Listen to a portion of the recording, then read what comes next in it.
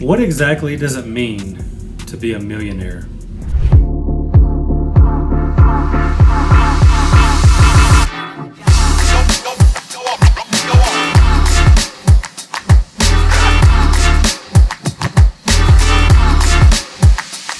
Hey, what's up, guys? My name is Graylan Stewart. I am a virtual wholesaler and entrepreneur and just overall real estate investor.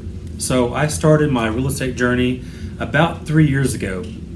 But all through life growing up, my goal and my dreams and my aspirations and what I told my family and friends, I always knew I would become a millionaire one day. Had no idea what that even really meant, what that even looked like, or how I would get there.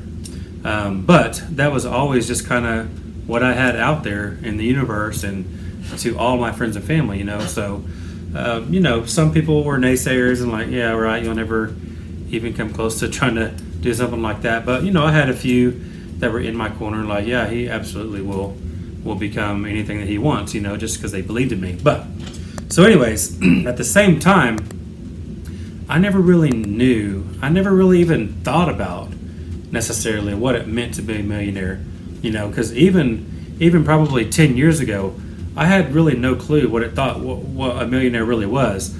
I just assumed, you make $1 million a year or whatever, you're a millionaire, or you got $1 million in the bank, so you're a millionaire. I never really looked at it any other way, to be honest. That's really the only two ways in my mind, which I never really thought about it, but thinking back on how I would have thought back then, it would have been like, okay, you got $1 million in the bank, or you make $1 million a year, so therefore you're a millionaire. However, if you actually look it up, the true definition of a millionaire, I don't know it word by word, but I looked it up, and it's really based on your net worth. And your net worth, what that means is whatever assets you have, and then whatever you owe on those assets, the difference is your net worth. So therefore, if you have $1 million of net worth, then technically you're a millionaire. There is still the mindset out there that people that make $1 million a year, they're bringing in over $83,000 every month. That's a millionaire, and that's probably very true as well. If you're making $1 million a year, you're probably a millionaire. But the main difference to me is, when you have $1 million in net worth, you're actually a true millionaire because you actually have that in assets that are still potentially growing over time, and you could not work one day and they'll still be there, as opposed to more like the cash flow millionaire is what you want to call it, or you could call it, to where they're just making $1 million a year because they're cash flowing that every year from their job. Technically that's probably considered a millionaire as well, but at the same time, when their job stops, so do they. And their money. But then you think about the person with $1 million in the bank, which would be awesome and great, but at the same time, it's not very smart, if you ask me. A lot of the friends that I hang out with, other entrepreneurs and real estate investors specifically, as soon as we have money, we get rid of it. Because money technically in the bank, obviously I'm not saying drain every penny you have in your banks, because you obviously want cash reserves to run your business. You want cash reserves in your personal, accounts to just be able to have several months worth of money in case you need it or whatever. But I'm talking about having excess amounts of money in your bank. It's really not smart, because really your money doesn't grow when it's in the bank, right? A very small, these days especially, you're lucky to get pennies a month from the money just sitting in the bank. But if you invest that money, whether it's stock markets, buying businesses, or real estate like I do, that's much smarter, because that's just making your money work for you at that point, as opposed to just your money sitting in the bank or the job, you working for the money. So my definition of a millionaire is just like the true definition. Your net worth is over $1 million and you're a millionaire. In real estate, it's not hard to become a millionaire quickly. Honestly, I'm not just saying that just to say that. It's the truth. I always thought I mean, my whole adult life, I just knew something just in me, just the drive that I have. I knew that I'd always be a millionaire, but I did kind of, I didn't meet my actual goal, okay? Because I always thought I would do it by the time I was 40, you know. I was probably, I don't even know, 42 or 3 before I actually became a millionaire. But it was super easy once I got into real estate because I knew I had the skill set and I had the drive and desire. I had all the things it took to do that, to be a millionaire, but I just didn't have the right vehicle.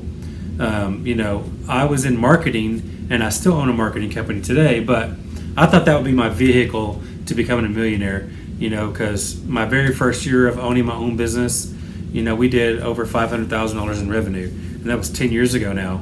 And I was like, yeah, this is definitely it. This is how I'm going to become a millionaire.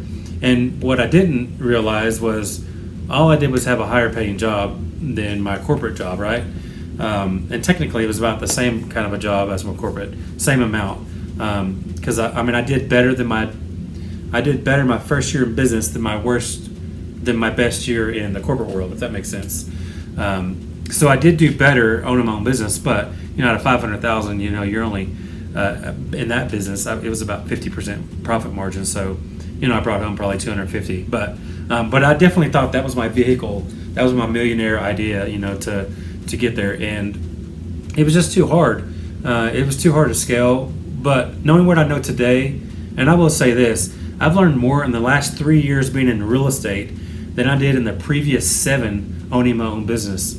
Just because the real estate space is so much more information out there. There's so many more go-givers out there, and just people out there willing to help you out along the way. And that's the thing. You want to seek people out that have what you want and do the things that they're doing so you can get what they have, and real estate's no different, but real estate is better because there's just so much information out there on YouTube, like the content that I'm putting out. I mean, if people actually dive into my channel and listen and implement the things that I talk about, you can become a millionaire quickly as well. But anyway, so I did it in about 2 years in real estate, and I've been into it, 3 years now. I probably actually, when I really look back at my books and stuff, I probably did it in about 1.5 years, technically, but I always just say 2 years just to be safe, because I definitely did it in 2 years or less, 100%. But so now at this point, I've been in it just barely over 3 years at this point. So my mindset is different now. Obviously, they always say, or if you've heard before, your first million is the hardest, and that's so true.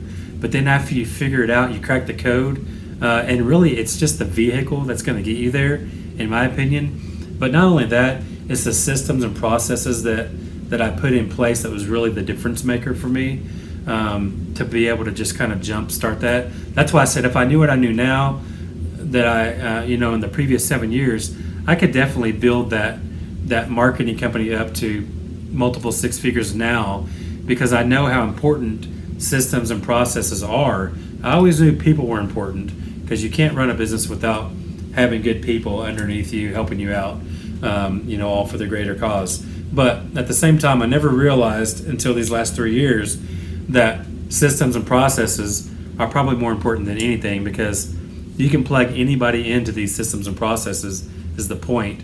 And if you do that, it's so much easier to scale that, because you're not just spinning your wheels doing things, manually, or training people all the time and that kind of thing. So anyways, so there you go. I think there's, in my eyes, there's probably 3 ways you can be a millionaire. You got $1 million in the bank, you make $1 million a year, or you have over $1 million in net worth.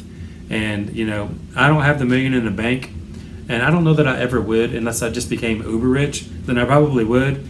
And, if I was making 10, 15 million every single year, it'd probably be okay to have $1 million in a year just to have it, or in the bank. But I definitely make over $1 million a year in wholesaling, and definitely have over $2 million in real estate, and just net worth wise. So I kind of meet 2 out of those 3, and to be honest, I really don't even have to meet that 3rd one. It doesn't really serve me. It doesn't help grow my money. It doesn't really do much. So Therefore, I'm not necessarily even chasing that goal. I've already reached my other goals. I'm just trying to perfect what I'm doing at this point so I can definitely grow bigger. I definitely want to grow my portfolio of homes and do more and more wholesaling. You know, I told someone, and I even did a video, I think, over this several months ago, that my goal is to actually do $1 million per month in wholesaling. Will I ever reach that goal? I don't know, but that's what I'm striving for. So I think it's just important to have big goals out there. Obviously, you want to try to hit the goals that you set, but don't make them so easy that they're easy. You know what I mean? So that's kind of where I'm at on that. I'm still striving to hit that, and I do believe I will hit it one day. But obviously, it takes a lot of time and work, and better refining the systems and processes, and nurturing new employee relationships and that kind of thing. So anyways, there you go, guys. Hopefully you found value in this video. If you did, please smash the thumbs up button. I would greatly appreciate that. And definitely subscribe if you haven't already. And I'll see you guys in the next video. Thanks a lot.